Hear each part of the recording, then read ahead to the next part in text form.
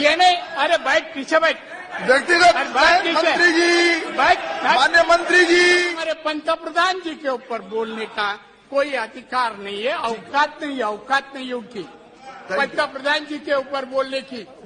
बताया ना, thank you. तो तुम्हारी औकात में निकालूंगा क्या असलियत है? इधर में निकालूंगा। नमस्कार, आदाब, सत श्री अकाल, जय भीम, जोहार। मेरा नाम है नवीन कुमार। ये है नरेंद्र मोदी के मंत्री की भाषा भारत की संसद में। जी हां, नरेंद्र मोदी की कैबिनेट के सदस्य, भारत का एक मंत्री संसद को औकात बता रहा है। नरेंद्र मोदी के मंत्री बता रहे हैं कि तुम्हारी औकात क्या है, अपने साथी सांसद को मेरी सुननी पड़ेगी। आप सबको पता है कि इस समय अविश्वास प्रस्ताव पर चर्चा चल रही है। इसी पर बोलने के लिए खड़े हुए थे मोदी सरकार के मंत्री, महाराष्ट्र के पूर्व मुख्यमंत्री नारायण राणे। बोलते हुए अरविंद सावंत, जो कि शिवसेना के नेता हैं, उन्होंने कुछ टोका टाकी की और इसी पर नारायण राणे बेफर पड़े और लगे संसद में सांसद को उसकी औकात बताने। ये नहीं, अरे बैठ पीछे बैठ। व्यक्तिगत औकात नहीं उनकी, तो तुम्हारी औकात में निकालूंगा। ये औकात नारायण राणे ने अरविंद सावंत को नहीं बताई है। ये औकात नारायण राणे ने भारत की संसद को बताई है, भारत के लोकतंत्र को बताई है, संविधान को बताई है, संविधान की शपथ को बताई है। क्योंकि नारायण राणे ने जिस भाषा का इस्तेमाल किया है, संसदीय विशेषाधिकारों के कारण उस पर हम बहुत तल्ख, बहुत तीखी टिप्पणी नहीं कर सकते। लेकिन उनकी भाषा जिस दायरे में आती है, जिस खित्ते में गिरती है, उसे क्या कहते हैं, उसे हम भी समझते हैं और उसे आप भी समझते हैं। नारायण राणे ने यह बात तुक्के में नहीं की कि औकात देख बताएंगे तुम्हारी। नारायण राणे ने बाकायदा सोच समझकर यह बात कही है, क्योंकि वो जानते हैं कि यह असंसदीय शब्द है। असंसदीय से भी ज्यादा यह अशालीन, अमर्यादित, घटिया शब्द है और इसे वो अपने साथी सांसद के लिए इस्तेमाल करते हैं। उस सांसद के लिए जिसके साथ उन्होंने लगभग 38 साल तक राजनीति की है। तो आंखों के पानी का अगर छोड़ भी दें तो कम से कम सियासत के पानी का ही कुछ ख्याल रख लेते। लेकिन नारायण राणे यही नहीं रुकते, इसके बाद धमकी पर उतर आते हैं। जी हां, नरेंद्र मोदी के मंत्री अपने साथी, कैबिनेट के सहायक, भाजपा के बड़े नेता भरी हुई संसद में खुलेआम अपने एक साथी सांसद को धमका रहे थे कि तुम्हारी औकात जानता हूं और मैं तुम्हें देख लूंगा यहां से निकलने के बाद। हमारे पंतप्रधान जी के ऊपर बोलने का कोई अधिकार नहीं है, औकात नहीं उनकी पंतप्रधान जी के ऊपर बोलने की। नारायण राणे कोई नए नवेले सांसद नहीं है। उनका लगभग 45 साल का राजनीतिक करियर है और उनकी जिंदगी के बारे में जब आप जानेंगे, जब आप सुनेंगे, तो वाकई आपको हैरानी भी होगी और हो सकता है कि आपको परेशानी भी हो। क्योंकि राजनीति में आने से पहले नारायण राणे एक गैंग के सदस्य हुआ करते थे। जी हां, मुंबई में एक इलाका है चेंबूर इलाके में एक गैंग 60 के दशक में बड़ा बदनाम हुआ करता था। उसका नाम था नरिया हरिया गैंग।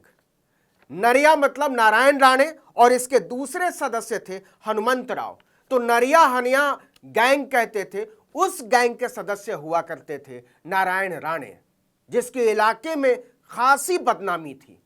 और वहां से अपने साथी गैंगस्टरों से मुकाबला करने के लिए, उन्हें पीछे छोड़ने के लिए नारायण राणे ने राजनीति का रास्ता पकड़ा।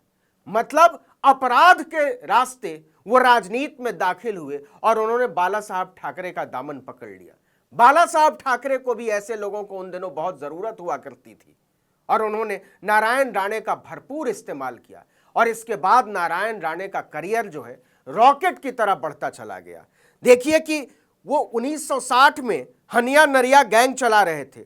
प्रतिद्वंदी गिरोह का सामना करने के लिए वो राजनीति में आते हैं और 1985 में बाला साहब ठाकरे उन्हें पार्षद का चुनाव लड़ाते हैं, बीएमसी में कॉरपोरेटर का चुनाव, और वो कॉरपोरेटर का चुनाव जीतते हैं।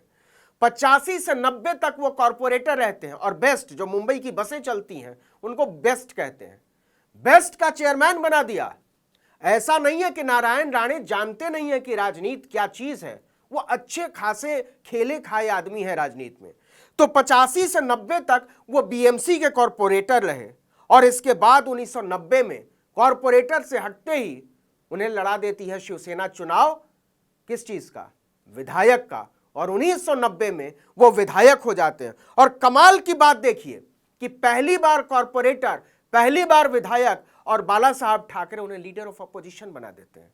पहली बार के विधायक को लीडर ऑफ अपोजिशन बना देते हैं। और 1996 में जब सरकार बनती है शिवसेना भाजपा की और मनोहर जोशी मुख्यमंत्री बनते हैं, तो 1996 में उन्हें बनाया जाता है राजस्व मंत्री। राजस्व मंत्री पद से उन्हें बड़ा लगाव है नारायण राणे को। वो लगातार राजस्व मंत्री और उद्योग मंत्री ऐसे ही महकमों के मंत्री रहे, लेकिन जैसे ही वो मंत्री बनते हैं उनके भीतर मुख्यमंत्री बनने की इच्छा जो है वो बलवती होने लगती है। और 1999 में कमाल देखिए कि 96 में वो बनते हैं, 95 में पहली बार विधायक, और माफ कीजिएगा 90 में पहली बार विधायक, 96 में पहली बार मंत्री, और 99 में राजनीति की परिस्थितियां ऐसी चलती हैं कि मनोहर जोशी को पद छोड़ना पड़ता है और इसके बाद नारायण राणे को मुख्यमंत्री बना दिया जाता है। जी हां, मुख्यमंत्री। हालांकि वो मुख्यमंत्री केवल 9 महीने के लिए रहे, लेकिन वो मुख्यमंत्री रहे और इसके बाद नारायण राणे का कद और बड़ा हो जाता है। बाला साहब ठाकरे की नजरों में वो और ऊंचे हो जाते हैं। 39 साल तक वो शिवसेना के साथ बने रहते हैं। लेकिन जब 2004-05 के आसपास बाल ठाकरे पार्टी की कमान अपने बेटे उद्धव ठाकरे को सौंपने का ऐलान करते हैं तो नारायण राणे का दिल टूट जाता है। बहुत सारे लोगों ने उम्मीद लगा रखी थी कि पार्टी उनके हाथ में आएगी। केवल राज ठाकरे को ही नहीं लग रहा था कि शिवसेना की कमान उनके हाथ में आएगी, मनोहर जोशी को भी लग रहा था कि उनके हाथ में आएगी, इधर नारायण राणे को भी लग रहा था कि उनके हाथ में। यह बात मैं आपसे इसलिए कह रहा हूं कि ये जो भाषा का इस्तेमाल हुआ है संसद में, वो समझिए कि कौन आदमी इस भाषा का इस्तेमाल कर रहा है, उसकी राजनीतिक हैसियत कितनी ज्यादा है। और ये धमकी जो है ये हवा में नहीं दी गई है। नारायण राणे अच्छी तरह जानते हैं इस धमकी का मतलब। आगे बढ़ने से पहले जरा एक बार फिर से सुनिए कि नारायण राणे ने कहा क्या है। तो तुम्हारी औकात में निकालूंगा क्या असलियत है? इधर 2005 वो साल होता है जब शिवसेना उद्धव ठाकरे के हाथों में आ जाती है और राज ठाकरे महाराष्ट्र नवनिर्माण सेना के गठन की तैयारी शुरू कर देते हैं। और नारायण राणे 39 साल के साथ के बाद शिवसेना छोड़ देते हैं। शिवसेना छोड़ने के बाद वो कहाँ जाते हैं? वो जाते हैं कांग्रेस में। अच्छा, मजे की बात यह है कि कांग्रेस में भी जाकर वो फिर से मंत्री हो जाते हैं, वहां भी रेवेन्यू मिनिस्टर होते हैं, लेकिन वहां भी उन्हें यह लगता है कि मुख्यमंत्री वो बनेंगे। अशोक चौहान के खिलाफ बगावत शुरू कर देते हैं, लेकिन 2008 में वो बगावत कर देते हैं। जब उनकी इच्छा पूरी नहीं होती है तो उनको एक्सपेल कर दिया जाता है, पार्टी से निकाल दिया जाता है, कांग्रेस से निकाल दिया जाता है। लेकिन सत्ता के बिना नारायण राणे रह नहीं सकते थे।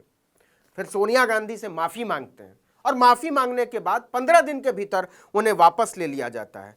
2008 में वो एक अखबार निकालना शुरू करते हैं। उस अखबार का नाम है प्रहार।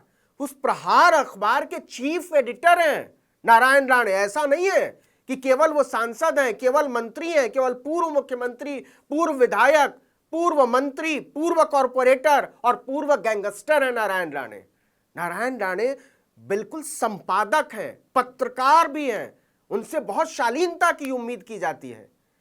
लेकिन लगता है कि नरेंद्र मोदी की शान में कसीदे पढ़ते हुए वो भूल गए कि यह भारत की संसद है और भारत की संसद में अगर आप अपने साथी की औकात बता रहे हैं, अगर आप अपने साथी सांसद की औकात बता रहे हैं, तो दरअसल आप भारत के लोकतंत्र को उसकी औकात बता रहे हैं, भारत की संसद को उसकी औकात बता रहे हैं। जरा सुनिए कि कैसे चेयर पर बैठे हुए सांसद लगातार रोकने की कोशिश करते हैं और यह कहते हैं कि आप इस तरह की भाषा का इस्तेमाल नहीं कर सकते, आप संयमित रहिए मंत्री जी। जरा उसको सुनते हैं। मंत्री जी, मान्य मंत्री जी, मान्य मंत्री जी।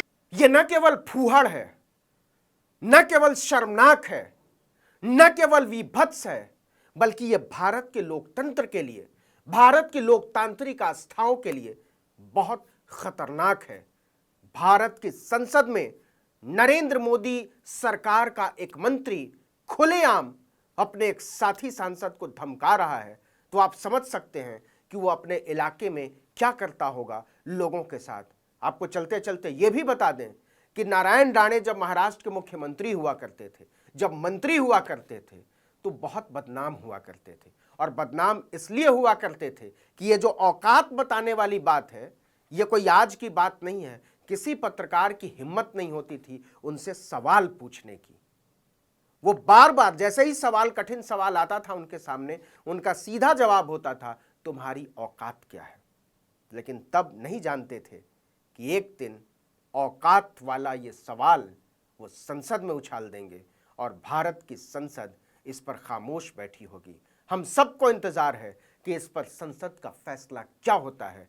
क्या नारायण राणे को उसी तरीके से कार्यवाही से निकाला जाता है जिस तरीके से संजय सिंह को निकाला गया है, जिस तरीके से डेरेक ओब्रायन को निकाला गया है, जिस तरीके से समय समय पर बाकी विपक्षी सांसदों को अनुशासन के नाम पर बची हुई कार्यवाही के लिए बाहर निकाला जा रहा है। इस वीडियो में इतना ही, लेकिन अगर आपने आर्टिकल 19 इंडिया को अब तक सब्सक्राइब नहीं किया तो फौरन कीजिए, बेल आइकॉन दबाइए, घंटी जैसी आकृति लाइक कीजिए और कमेंट करके बताइए हमारा वीडियो आपको कैसा लगा। यूट्यूब पर देख रहे हैं तो हमारे चैनल को सब्सक्राइब जरूर कीजिए, फेसबुक पर देख रहे हैं तो पेज को लाइक कीजिए, फेसबुक पर देख रहे हैं तो भी यूट्यूब को सब्सक्राइब कर लीजिए, यूट्यूब पर देख रहे हैं तो फेसबुक को लाइक कर लीजिए, और हमारा ट्विटर हैंडल तो फॉलो कर ही लीजिए, आर्टिकल 19 इंडिया, बल्कि मैं कहूँगा ज़रूर फॉलो कर लीजिए और मुझे भी फॉलो कर लीजिए। मेरा ट्विटर हैंडल है नवीन जर्नलिस्ट। नमस्कार।